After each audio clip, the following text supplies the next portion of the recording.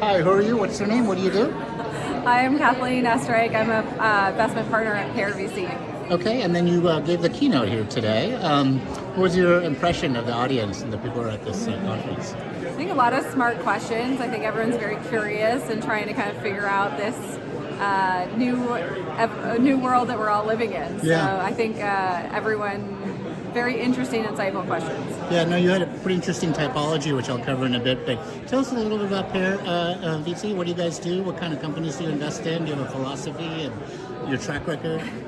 So Pear's been around for about 12 years. We're investing out of our fourth fund. So we do pre-seed and seed, early stage specialists, and we do everything, kind of generalist fund with specialist investors. So on the pre-seed side, we run an accelerator called PearX. That is a 12-week program that we run twice a year for 15 to 20 companies per cohort. We work very closely with them, and then it culminates in a demo day with kind of all the top seed investors. So we just finished our most recent cohort and are kicking off the next one in this summer. On the seed side, we invest anywhere from $2 to $6 million checks, leading rounds across every vertical. Some of the companies that we've invested in at the earliest stages are DoorDash, Vanta, Gusto, Garden Health, and many others. So you can go look at our website. And then I think what we look for, like most firms that invest early, is really a founder bet. So amazing founders who have some unique insight or grit or exceptionalism somewhere, building in big markets. Our fund that we're investing in is a $432 million fund. So we're looking for companies that want, or founders that want to build multi-billion-dollar businesses, big markets, great products that they can execute quickly and build something durable. You're looking for diamonds in the rough. Yes, right? exactly. And kind of wanting to polish them. And so you give a typology of where you think like the market's going, current state, future state and stuff.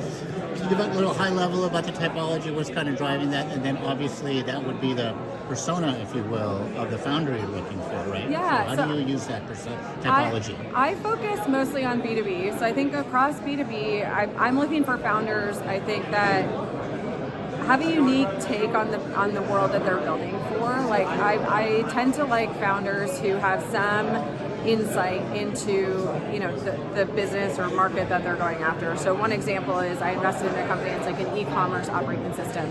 The founders have worked in this domain for almost 20 years. They started one brand that they then sold. They started a 3PL. So they know this space so well. And so I think they're going to build a company that is for the exact type of audience that they were, the tool they wish they had. And I think that type of founder can do incredibly well. And then, so that's the founder that has a track record, can kind of show kind of success. Yeah, but then we also bet really early on people. And I think in this world, the bar to building things is so low. Oftentimes what we look for, especially the early stages, is velocity and slope. And so we invest in a lot of, builder founders right out of school. Sometimes they drop out of school. I think those can also be very good founders if they demonstrate that they can move quickly, have some insight into a market, and can just have high velocity to get there. Because the market's moving very quickly. You need people who have a bias towards action. The advantage of a startup is that they can move fast, and so you need to leverage that advantage. So for me, oftentimes between meetings with a company, I meet them for the first time, I'm excited about them. I meet them a couple days later, what's changed? If there's nothing new, they're not moving that fast. And so it's Tuesday. What have you done so far? Yeah, exactly. And so I think we've seen time and time again that compounds, and that's how you win. And then I think just structured thinking and having a point of view and having a unique take. I think in venture, especially at the early stage, you'll see 20 companies kind of going after the same market. So you have to have conviction that they have a unique insight or mode or some way that they're going to kind of win that market. Because if something's good, you have to expect competition. Yeah. So you talk a lot about ecosystem, and so ecosystem, it seems rather than trying to pick out individuals and placing your bets and they grow just traditional model, because the things are moving so fast. The ecosystem is almost a hedge, right? So you actually try to bring in companies and then see what emerges out of that ecosystem, and then you bet on those. Are you seeing that kind of is that why ecosystem is important to you as an investor? Can you kind of understand the space and then that emerges, or are you still betting on individual winners? I think you're betting on individual winners. Yeah. I mean, I think I'm not sure I quite understand. Well, you talked about the importance of the ecosystem, and From a then marketing perspective. From the marketing perspective, but also, do you see it important in terms of fostering innovation at all? Like, if you, as a VC, say you have these kind of, what are they called, the incubators, that type like of stuff, right? Well, and that's like an ecosystem. Yeah, of the a companies sense. coming into our accelerator, they're like, have an idea. And they're like, yeah, we're betting on them plus kind of what they built. Right. And so I think there's pre-seed. Right. We do a lot of programs for people like that to sort of like help them start companies. So we run a program called like the Female Founder Circle, which is like for technical women thinking about starting companies. We're not investing in them, but maybe down the line we'll invest. I see. Okay. Right. But those are tried and true methods that you guys are following. From the marketing side is the ecosystem that you want to develop. Expand a little bit on that ecosystem, because I think that's kind of a new concept to a lot of people in terms of using it for marketing and things like that. Using ecosystem for marketing. Right. Yeah. I mean, I think it's like if you're a startup, figuring out within the ICP that you're trying to sell to, who in the ecosystem matters. How do you plug yourselves in and add value to that ecosystem such that you become sort of part of it and a leader within that. And that happens by demonstrating value, being part of communities, creating content that's useful and relevant, and just immersing yourself in that ecosystem. Showing up, right? Yeah, I think that's half the battle, honestly. It's like, I think that's why it's also important for founders to think about, okay, I'm going to go spend my next 15 years building this company, going after this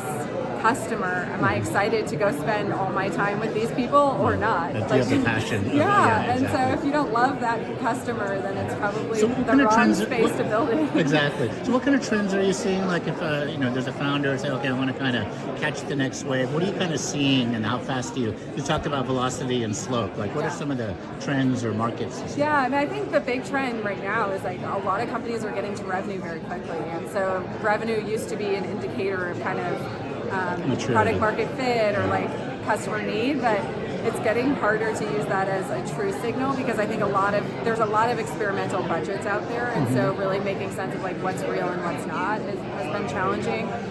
But I think companies that have no product out there, no revenue, it's so much easier to build things now than it was even 5 years ago. So you expect that like there is a product that is if it's going to work, it's got to work fast. Yeah, if you're like, oh, we have like. But even just like an early version, like a prototype or like a first version, if they're like, oh, we'll have that in a quarter, it's like, that's too long. Yeah. You have to Well, if things are so fast, obviously barriers to entry are relatively low. So how do you develop a moat? So you could have lots of revenue, but you're as an investor looking for long-term value. Yeah. You can make a short-term buck, but then if the barriers are low, people can move just as fast. How do you as an investor help your company moat, like protect themselves? Yeah, I think there's a couple of moats you can have. One is like as an investor, you're betting on exceptional founders. So I think there is a top 1% of founders. You're trying to find those. It's really hard. Then I think data can sometimes be a moat. Network effects can be a moat. And so it's really thinking about how if someone came along and copied everything that you have, that's where brands can become a moat, and storytelling can become a moat, and being part of the ecosystem becomes a moat. Right. So, differentiating yourself. Yeah, I think those are things that actually are hard to rip out once you're there. Okay, last couple of questions. I also am a career coach, so I work with a lot of mid-career and late-career individuals, people trying to navigate the choppy waters of AI. What kind of advice would you give to kind of job searchers who are trying to reinvent themselves, staying relevant? How can they differentiate? What is kind of the startups and stuff? How do they get involved? What kind of tips would you give? Yeah, I mean, I think it's be curious. Like things are changing and everyone's trying to figure it out. So if you're out there experimenting, trying things, then share your learnings. I think people find that value add and kind of can stand out. I think finding your community and other people that you can kind of work with or show up to events like these. Yeah, show up to things, and I think that type of connection actually matters. And I think as a lot of things get automated, what can you not automate? It's like human connection, relationships, and then I think it's like find your people, and I think that is the most important thing. And Is, a lot of people are afraid of AI. Oh, it's going to take my job and stuff. But I thought the other day it's like a great equalizer. If you're going to compete against a 25-year-old who could finish a six-pack of Coke and crank it out all night, and you've got responsibilities and all that, if you're able to use these tools and AI, increase your productivity, it makes you more competitive. And so I that's think what you should bring. you have to be doing that. If you're not, you're just going to get left behind. I think the sooner you embrace that and become a leader, I think Megan talked about this too, where you have to be tech forward. That's why we all work in this ecosystem, and I think rather than being afraid of it, leaning into it, I think getting uncomfortable with it, and then hopefully learning a lot and becoming proficient, if not excellent at it, is going to be a huge differentiator. And so I think there's Don't a be lot afraid of stuff to push the red button. Yeah, a lot of that stuff though is pretty accessible for you to do. There's a lot of stuff online. There's a lot of communities. There's a lot of things like this that can help you. And so I would say don't be afraid of it, because if history, I studied history in college. It's like history repeats itself. It's like, look at the industrial world. Like you get left behind if you don't continuously learn and try new things. So if people wanted to find out more about your fund, get into that pre-seed thing, where do they go? Where can they find more information? Yeah, our website's pretty robust. Like any good marketing site, we have a lot of information where you can find out about us. So we're just pear.vc and have a lot of information there. And then PearX, our accelerator, is pear.vc/PearX. Okay, great. Very valuable information. I think the community really loved it. So thank you very much and good luck. Thank you. Nice Okay, to meet you. bye-bye.